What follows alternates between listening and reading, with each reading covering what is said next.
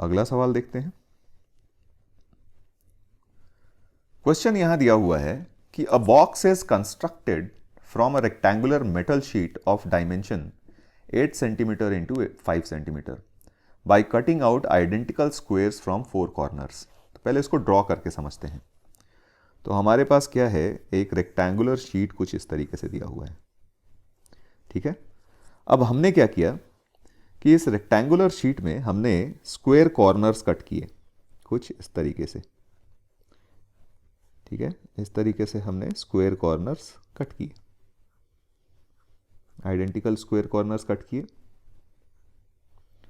और ये कट करके निकाल दिया। मतलब ये सेक्शन हमने पूरी तरीके से क्या कर दिया, निकाल दिया, ठीक है।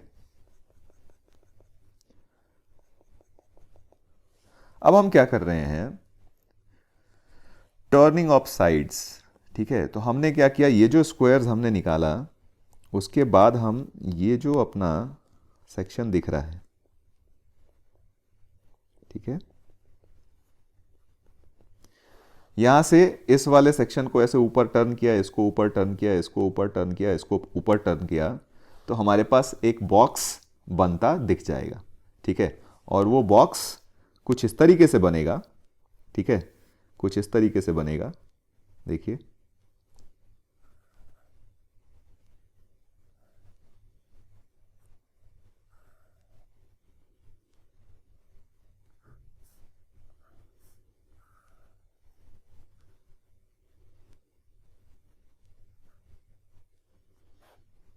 ऐसा कुछ बॉक्स आपको बना हुआ दिख जाएगा, ठीक है। तो ये हमने रेक्टेंगुलर बॉक्स बना लिया। अब हमें चाहिए कि find the length of side of square to be cut so that the box is of maximum volume. तो मतलब ये जो स्क्वायर हमने कट किया है, सपोज इसका साइड लेंथ मैं x ले लेता हूं, तो ये x की वैल्यू हमें निकालनी है सच दैट ये बॉक्स का जो वॉल्यूम हो वो मैक्सिमम हो।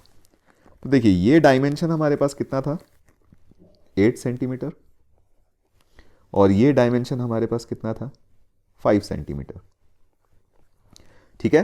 अब जब हमने यहां से x हटा दिया, x हटा दिया, तो अगर आप देखोगे तो बेस ये वाला सेक्शन ही है, ये वाला जो सेक्शन है, ये वाला जो सेक्शन है, ये हमारा बेस ये बन गया, ठीक है। और ये वाला जो सेक्शन है, ये बेस का ये वाला साइड बन गया। और ये जो ऊपर उठा हुआ सेक्शन है, इसी को हमने टर्न करके बनाया है ना, तो ये हमारा x बन गया। तो अगर हम देखें तो बॉक्स का अगर हम डायमेंशन देखें तो ये साइड लेंथ हमारा 8 माइनस 2x हो जाएगा, ये साइड लेंथ हमारा 5 माइनस 2x हो जाएगा, और ये जो लेंथ आ रही है ये लेंथ हमारी x हो जाएगी, ठीक है।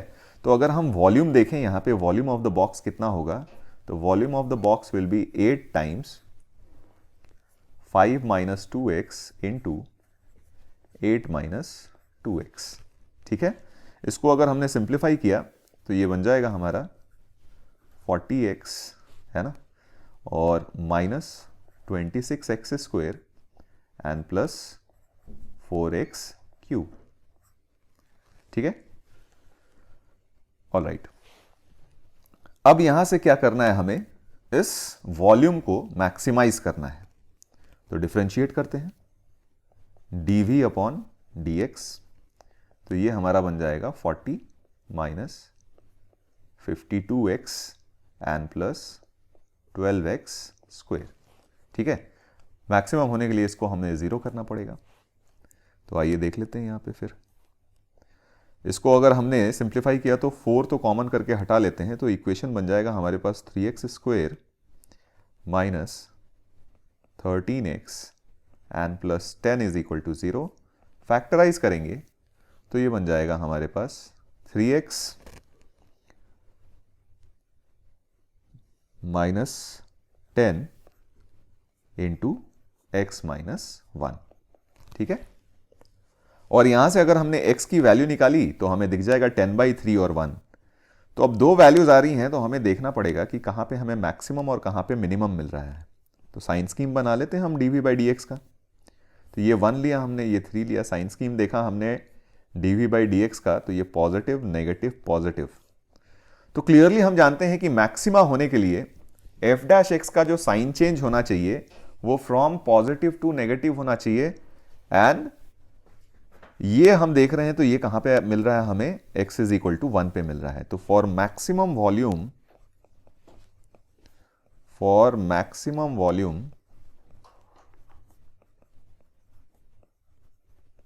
x की वैल्यू क्या हो जानी चाहिए, 1 हो जानी चाहिए।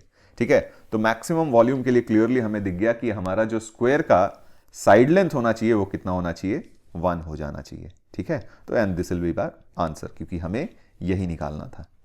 ऑलराइट, एक और सवाल देखते हैं।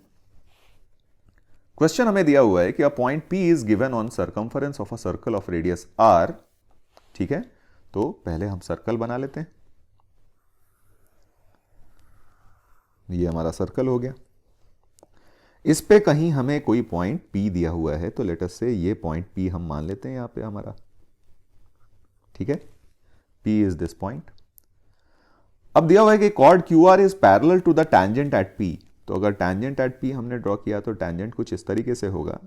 तो जो कॉर्ड QR हम ले रहे हैं वो क्या है, इस टैंजेंट के पैरेलल है। तो ये हमारा कॉर्ड QR हो गया। ठीक है, अब हमें क्या करना है कि determine the maximum possible area of triangle PQR। तो ये ट्रायंगल जो PQR हमारा बना, इसका मैक्सिमम पॉसिबल एरिया हमें डिटरमिन करना है। ठीक है, चलिए, तो यहां पे हम क्या करते हैं कि जैसे मान लीजिए ये हमारा सेंटर है, गिवन क्वांटिटी तो हमें बस रेडियस दी हुई है।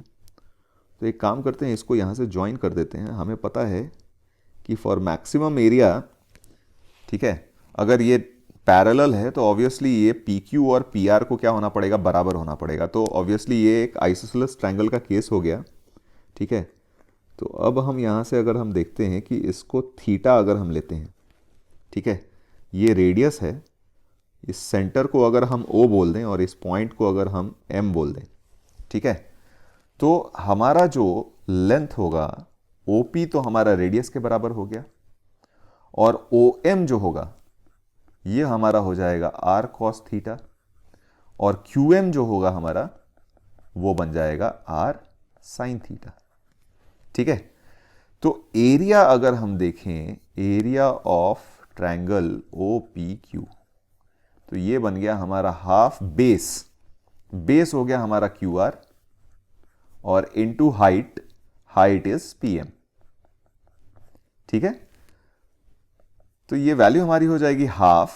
QR तो हो गया हमारा ट्वाइस ऑफ QM यानी 2R sin थीटा, और PM हो गया हमारा R plus R cos theta. तो R plus R cos theta. So this will be the area. हमें क्लियरली दिख रहा है कि जो वेरिएबल क्वांटिटी है यहां पे वो थीटा है। ठीक है, तो थोड़ा सिंप्लीफाई करके इसको लिख लेते हैं। तो ये बन जाएगा 2 और 2 तो कैंसिल हो गया, R square times sine theta into 1 plus cos theta, और ये हमारा एरिया आ गया इन टर्म्स ऑफ थीटा। ठीक है, मैक्सिमाइज करने के लिए हमें क्या करना पड़ेगा, इसको डिफरेंशिएट करना पड़ेगा विथ रिस्पेक्ट टू थीटा। तो dA अपॉन डी थीटा निकाल लेते हैं। ये हमने देखा तो R स्क्वायर साइन थीटा का डेरिवेटिव हो गया कॉस थीटा, और u इंटू वी मेथड से कर रहे हैं तो 1 प्लस कॉस थीटा ऐसे ही छोड़ देते हैं। फिर आगे बन जाएगा हमारा, R स्क्वायर को कॉमन बाहर ही निकाल लिया तो साइन थीटा रह जाएगा, और कॉस थीटा का डिफरेंशिएशन माइनस साइन थीटा, तो ये बन गया माइनस साइन स्क्वायर थीटा। ठीक है, इस वैल्यू को क्या होनी पड़ेगी, 0। अब सिंप्लीफाई करके हम यहां से थीटा की वैल्यू निकालने की कोशिश करेंगे। तो एक्सप्रेशन अगर हम देखते हैं तो ये बन जाएगा हमारे पास cos theta plus cos square theta and minus sine square theta है, तो हम इसको क्या लिख लेते हैं, 1 माइनस कॉस स्क्वायर थीटा। ठीक है, इस वैल्यू को होना पड़ेगा 0। तो यहां से इक्वेशन जो बन गया हमारा 2 cos square theta plus cos theta minus 1 is equal to 0। अब यहां से अगर हम इसको फैक्टराइज करें तो ये बन जाएगा 2 cos theta minus 1 into cos theta plus 1 is equal to 0। अब यहां से अगर हम कॉस थीटा की वैल्यू निकालें तो हमें कॉस थीटा की 2 वैल्यूज मिल जाएंगी। एक तो हो जाएगा कॉस थीटा की वैल्यू हाफ या फिर कॉस थीटा की वैल्यू आ जाएगी -1।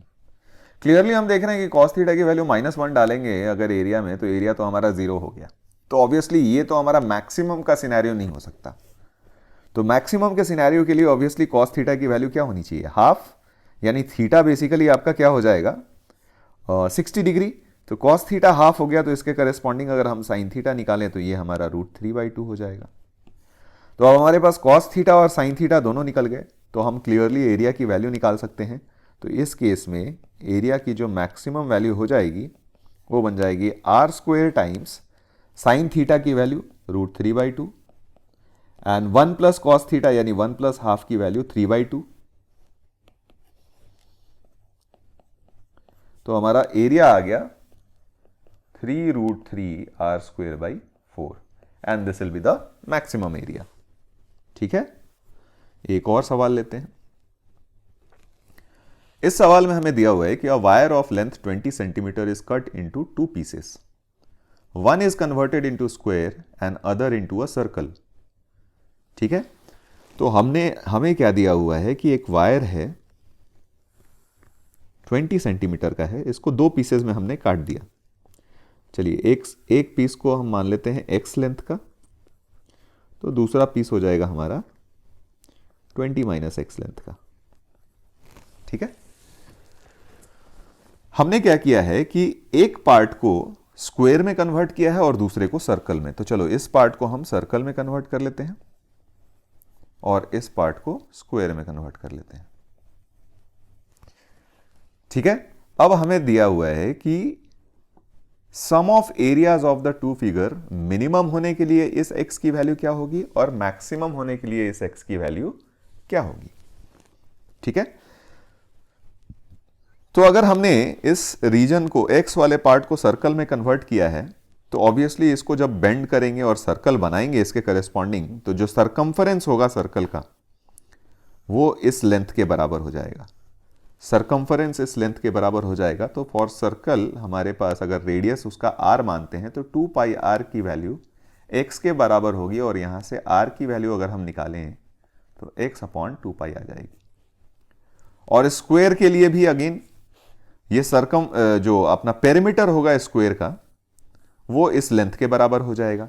तो अगर स्क्वायर का साइड लेंथ a माना हमने, तो 4a की वैल्यू 20 - x के बराबर हो जाएगी, यानी a की वैल्यू हमारी 20 - x/4 हो जाएगी।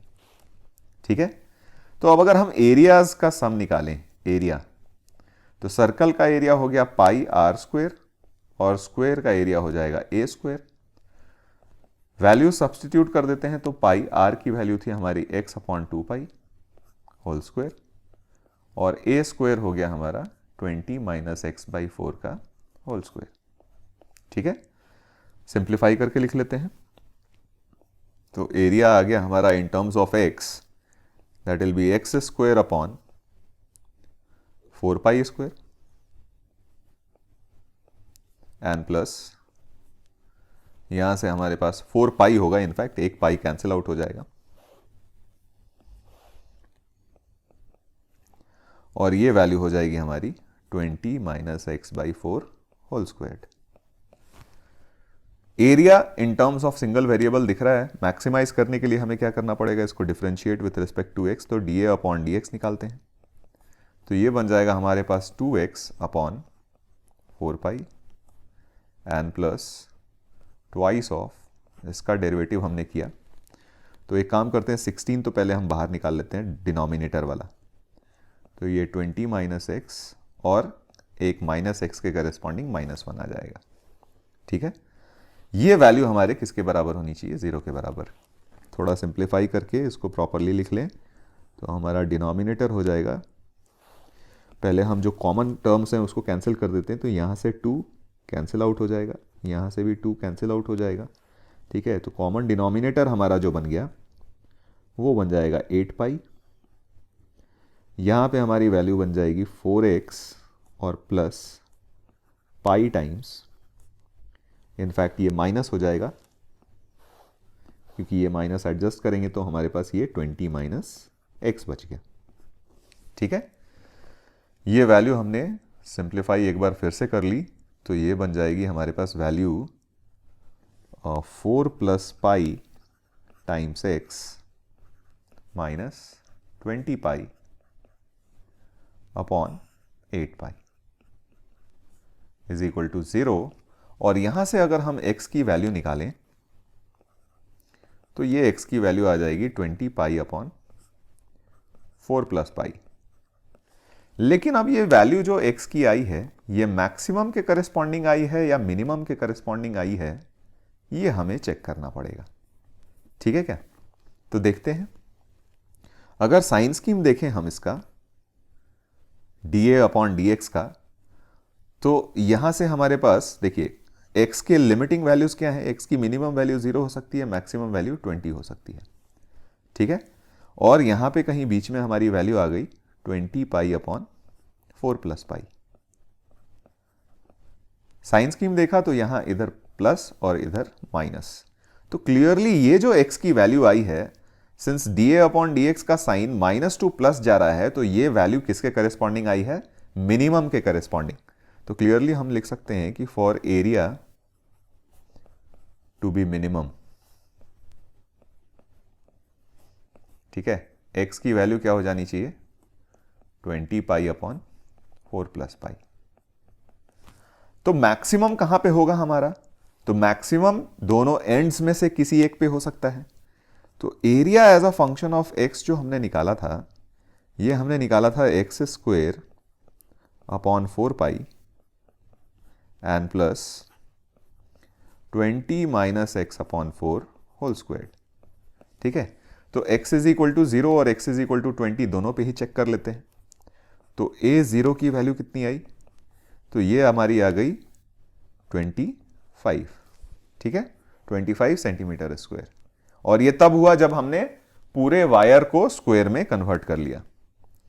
और अगर a20 की वैल्यू देखें तो ये वैल्यू हो जाएगी हमारी 20 स्क्वायर अपॉन 4 पाई। ठीक है, यानी ये हो जाएगा 80 अपॉन पाई। नहीं, 80 अपॉन पाई नहीं, इसको प्रॉपरली सॉल्व कर लेते हैं। तो ये 100 अपॉन पाई आ जाएगा। ठीक है, 100 अपॉन पाई। अब अगर हम 25 और 100 अपॉन पाई को कंपेयर करें तो क्लियरली हमें दिख रहा है कि 100 upon pi is greater than 25। तो हम कह सकते हैं कि देयरफॉर ए मैक्स की जो वैल्यू आएगी वो हमारी आ जाएगी 100 अपॉन पाई सेंटीमीटर स्क्वायर। और ये कब आएगी? कि this is when x is equal to 20। और x इज इक्वल टू 20 लिखने का मतलब यह हुआ कि that is complete wire is converted into circle. Complete wire is converted into circle. ठीक है, तो ये हमारा हो गया आंसर। ऑलराइट।